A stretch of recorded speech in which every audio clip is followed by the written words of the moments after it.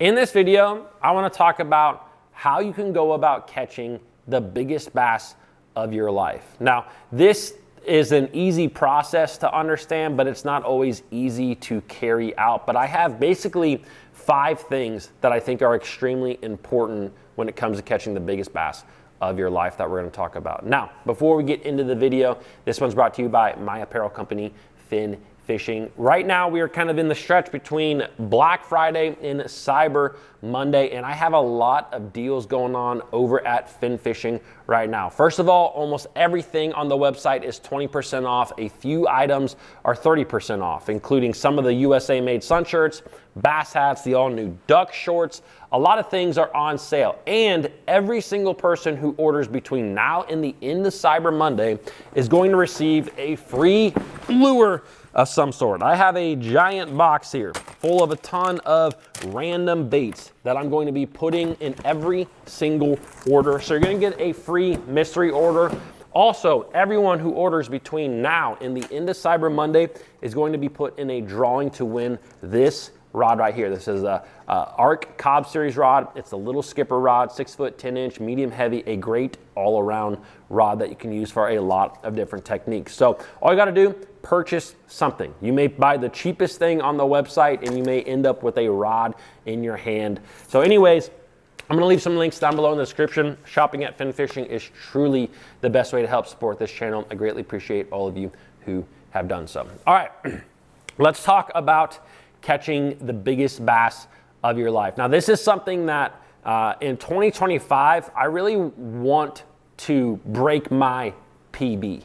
And so what I really want to do is catch a 10-pound largemouth is what I want to do, is because I've never caught one over 10 pounds. I've hooked one for sure over 10 pounds, maybe 2. I never really saw a good glimpse of the second one, but I really want to catch an over 10 pounder. Now, when it comes to catching a big bass, again, there's 5 things that I want to talk about here. The first thing, define what a big bass is, because depending on where you live in the country, this is going to vary. I know for me in Ohio, like a big bass is truly anything over probably about 6 pounds in a public body of water. Like besides Lake Erie, there are a very few 6-pound plus fish that are caught in Ohio in public bodies of water. And so that is what a big bass is here locally. Now, if you live in Florida, if you live in Texas, even depending on what lake that you fish a lot,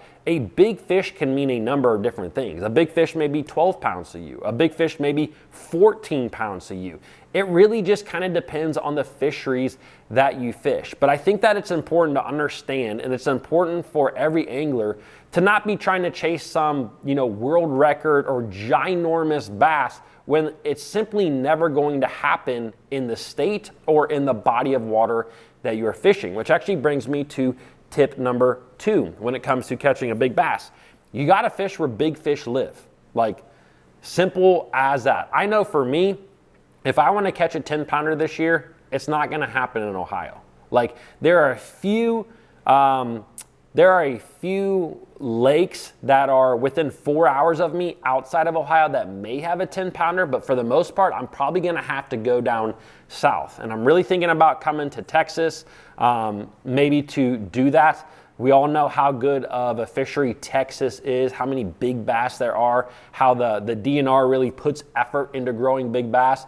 But I really want to catch a 10-pounder. Also, I want to throw this out there. If you live somewhat close to Ohio and you know of a public body of water, a lake that maybe is under the radar that has a 10-pounder, you think has 10 pounders in it, let me know either down below in the comments or message me on Instagram, because I'd love to not have to drive all the way to Texas to catch a 10-pounder, but I also want to go catch that 10-pounder. So anyways, let me know. Now, the third thing that we need to be aware of is that big fish truly do love big baits. The old saying is true. Like, if you throw a big bait, like that, a lot of times can entice a bigger fish. So when you go out there and you're fishing for a big fish, I'm not saying that you can't catch a big bass on, a Ned rig or a finesse rig or a Texas rig or anything like that. but you do have to really target big fish at times, which a lot of times means throwing bigger baits. Now, I think when a lot of us think of big baits, we think of swim baits, and a swim bait is by far one of the best ways to catch a big fish. I mean, big glide baits, big soft baits are a great way to do that, but there's other baits outside of the swim bait world that are also good big fish baits. For example, a big jig. You know, a jig is a great big bass bait. There's been a lot of 10-pound plus bass caught on a big jig before, and so you don't always have to throw a big swim bait and be comfortable throwing a big swim bait. You can go out there and throw a jig. Another bait that I know that I love that catches a lot of big fish is a buzz bait. A buzz bait to me is, you know, all topwaters can catch some really big fish, but there's something about a buzz bait to me that tends to catch some of the biggest bass around. I know that I have weighed in a lot of big bass in tournaments before fishing a buzz bait. And so make sure that when you go to that body of water that you know has big fish, throw those big fish techniques. Obviously a swim bait can be one, but also have a few other ones on either the front deck of the boat or with you on the shoreline. Okay, let's go to tip number 4 when it comes to big bass. I truly believe that there is a water temperature where you see a lot of big fish. And to me, it's really anything between about 45 degrees and about 60 degrees, we'll say. And it's gonna vary a little bit, but that water temperature, whether that's in the springtime during the pre-spawn or in the fall time, kind of fall to winter transition, those two areas, to me, I think that big bass are more susceptible to eating a bait, eating a lure. And so that kind of special water temperature to me is definitely a time of the year where I like to focus on catching big fish. And it's definitely when I kind of plan out my trip to catch this 10-pounder, that's definitely something that I want to think about, is the water temperature, because it truly, like, that is a great water. Now, I'm not, again, like the Ned rigs and stuff that I just talked about, I'm not saying you can't catch a big fish in 80-degree water or 35-degree water. I'm just saying that that zone kind of between about 45 and 55, 60 degrees is really a zone where I just think a lot of big bass are susceptible to eating your bait. You will catch more bass in that time frame. Also, if you're talking about the springtime, in that kind of water temperature, bass typically weigh the most as well, because there are a lot of the females that are going to be those really, really big ones.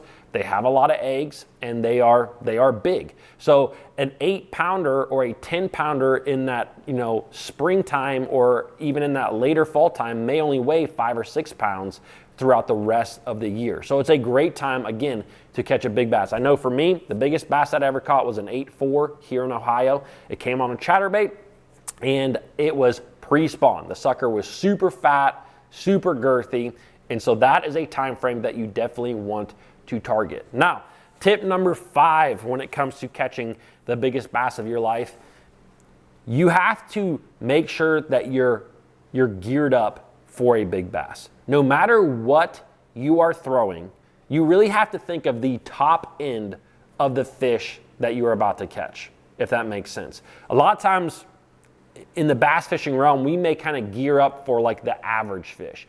But if you're out there and you are throwing undersized equipment for the biggest bass that swim in the lake that you are fishing, like, they can whoop you. A big bass is a different breed of fish, and they will definitely put it on you. And so it's important to make sure that you have the right line, the right rod, the right everything for the situation that you are fishing, for the lure that you are fishing, especially when it comes to line. You don't want to be messing with, you know, a 10, 12-pound fish with 12-pound line around a lot of, you know, aquatic vegetation or wood or stuff like that. Like, you kind of want to really gear up for that big bite. That's really what you want to do. Now, again, not saying that you can't catch a big bass on 6-pound line or 8-pound line. But what I am saying is that if you're going to be throwing big jigs, big swim baits, big baits, you want to have the proper tackle that when you hook into that fish of a lifetime,